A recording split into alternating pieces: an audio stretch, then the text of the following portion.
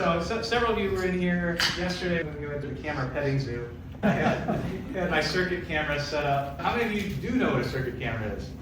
Okay, so it's about half the room. They came in different sizes. The one I'm using is called a number 10, which means that it can take a 10-inch tall roll of film. It looks like an 8x10 camera, but the film back, instead of a conventional holder, it's got a back on it that has a wind-up motor, a spring-driven motor. You put the roll of film in, you attach the leader to the take-up drum, wind up the motor, and the take-up drum, which is powered by that motor, compose your scene. The camera can swivel on the top of the tripod head, so you can take in the scene and check your focus across what you're looking at. And you turn a little switch, and the camera whirs to life. You hear the gears meshing inside the camera back, and it starts to spin. You can do a 360 image with it. I'm typically doing, these are probably between 120 and 150 degrees. Mostly shot with a 16.5-inch retro Claron or 24-inch R-Tower. This camera is any of the pictures of reunions, military groups, school classes, were probably taken with this kind of camera. Mine was a workhorse camera for the previous owner for 40 years. He was an old friend of mine named Doug Chadwick. We met when I was a newspaper reporter in Pocahontas County, West Virginia. He had actually come to West Virginia and started out as a news reporter in Beckley. Yeah. I think he was at the Register Herald.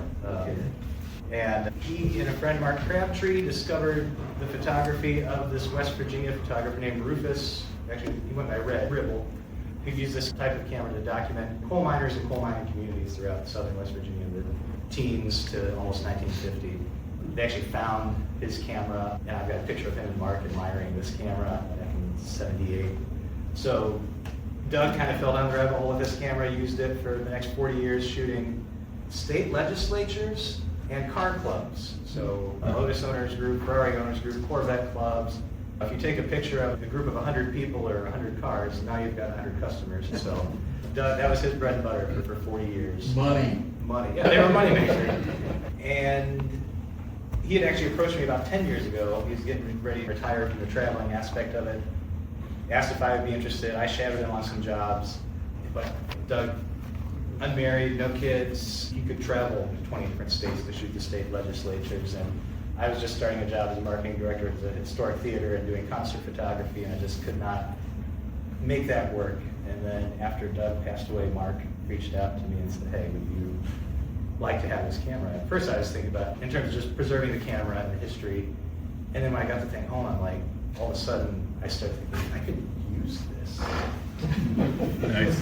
Rabbit hole. It's upended the last 2 years of my life. Yeah. So I had my darkroom was, from the time we moved from Pocahontas County to near Marietta, my darkroom was still in boxes in our garage for the past 12 years.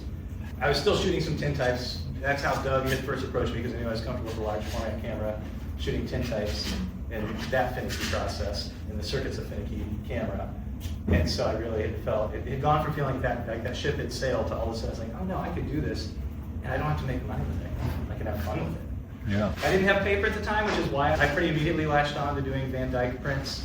Also a nod to folks like Jamie Young, who's also a Midwest photographer who shot with the Cirkut, shot tractor clubs and gatherings, and did that with Vandyke. I know of only 2 other photographers using a Cirkut camera that also printed Vandyke or calotype or cyanotype, and that was Jamie Young, and then a good friend now up in Ontario named Christopher Creighton.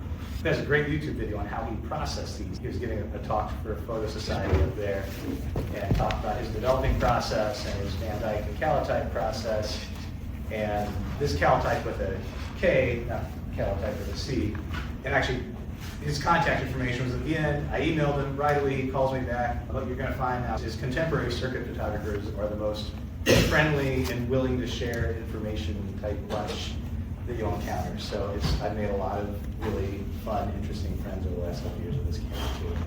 I live near the Ohio River, and that river scenery really, I feel like, begs for the Cirkut camera. And you've got the riverbank in the foreground, perhaps something interesting in the river itself, and the far distance. The American Cruise Lines, believe it or not, is sending this boat up and down the Ohio and Mississippi now, so it stops in Marietta pretty regularly in the summertime. I'm also attempting to take it in the woods, so Hocking Hills, somebody recognized Nash Cave down there, and this is also, I love This is a dreamscape. I'm still going to be working with this negative. I'm probably going to redevelop it. I got to retouch it. It's a slot exposure camera, and there's a little piece of fuzz in the exposure slot. When that happens with the 8x10 camera, you get a piece of fuzz that's on one part of the negative. With the slot exposure, that piece of fuzz travels all the way across the frame. Yeah, it's a perfectly straight line.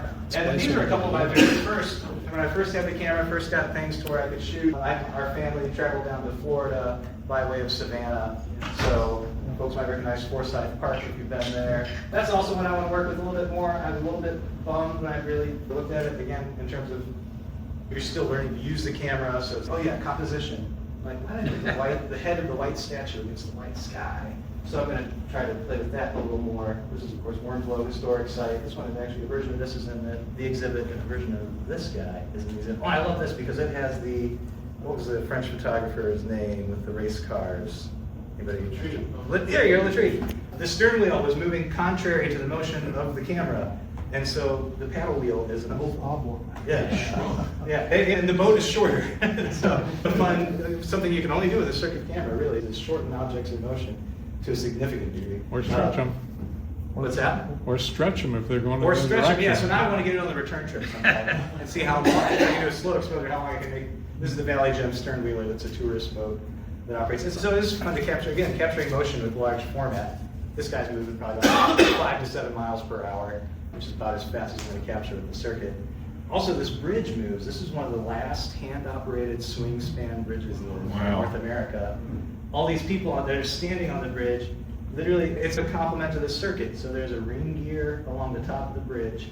They stand on top of this T-handle and have to walk in a circle 20 times to get it to turn 90 degrees. Wow.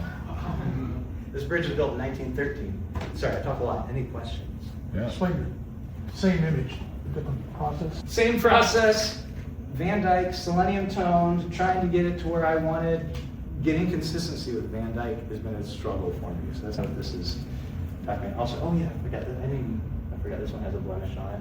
Oh, these are two different negatives. Sorry. Really? Oh. Yes. Yeah. Anybody? Sky's different. Sky's different. Any other components The different? trees are a little different, yeah. So the trees, yeah. So infrared. So the film that I'm primarily using the camera is Agfa Abafote. It's really hard to find Cirkut film these days. Kodak stopped taking special orders for Portra in about 2011. Agfa Abafote, if you put an 89B filter on the camera, it's sensitive up to about 720 nanometers. So you can get some fun infrared images. So this is actually my favorite, and I'm glad it's y'all's favorite too. So this is on the Muskingum River, which is a tributary of the Ohio, and they have a whole hand-operated, existing, still functioning hand-operated lock system along the river. Wow. This is the lock. This is the historic Stockport Mill. There's some pigeons hanging out on this building across the river, which is fun to catch. So yeah. So I'm assuming Vandyke, you're brushing some kind of coating on the paper. I am. Yeah. And I'm not sure, maybe for me, maybe others, the process for, what do you do? Oh, what do you do? Oh, yeah. So Vandyke is a 3-part solution. I don't like to spend a lot of time mixing stuff, so I go ahead and mix the 3 parts together and keep it in my refrigerator, Okay. which helps it last longer. But it's somebody jogged my memory. Silver nitrate, which I already had because I was working with tin types, so that's the main component. Ferrocomonium citrate, yeah. So ferrocomonium citrate and tartaric acid. That's the other. So it's 3 parts. You mix those up, and you can do this under dim room light. Even a dim incandescent is fine. And then I brush this on. I've tried a few different types of brushes. There's a great Japanese brush maker that does a synthetic, that the synthetic bristles don't absorb the solution as much. So that means more of the solution winds up on the paper instead of soaked into your brush bristles. I double coat, so I do a coating, we go up and down, left and right, or one direction typically. So I'm going this way, I'm going up and down again, I'm going back the other way to smooth it out, and by then it's pretty much soaked into the paper.